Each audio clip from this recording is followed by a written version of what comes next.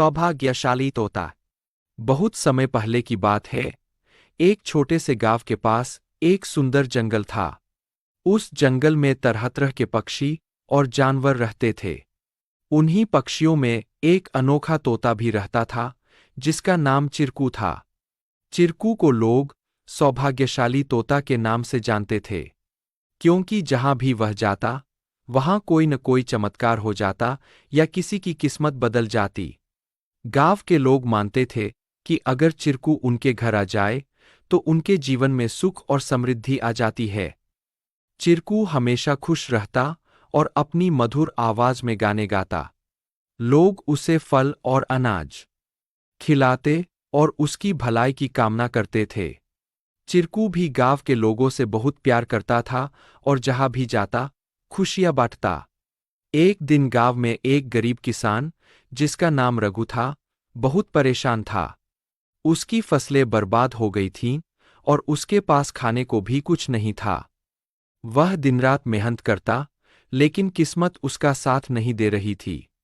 एक दिन रघु ने गांव के लोगों से चिरकू के बारे में सुना और सोचा कि शायद यह सौभाग्यशाली तोता उसकी भी मदद कर सकता है।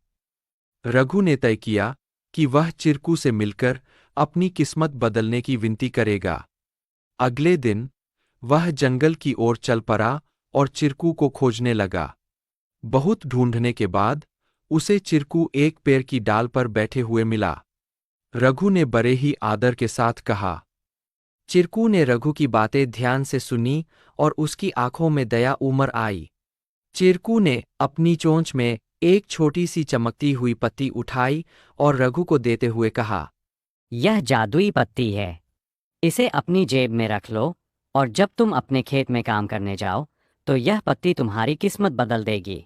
रघु ने धन्यवाद कहा और वह पत्ती लेकर अपने घर लौट आया।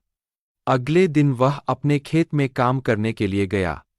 जैसे ही उसने खेत में जुताई शुरू की, अचानक से बारिश होने लगी। उसकी सूखी जमीन हरी भरी हो गई और थोड़े ही समय में उसकी फसलें लहलहा उठीं। रघु की मेहनत सफल हुई और उसकी किस्मत सच में बदल गई। अब रघु के पास भरपूर अनाज था और वह फिर से खुशहाल जीवन जीने लगा।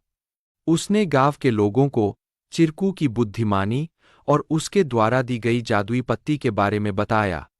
सभी लोग चिरकू की प्रशंसा करने लगे और उसे और भी अधिक प्यार देने लगे।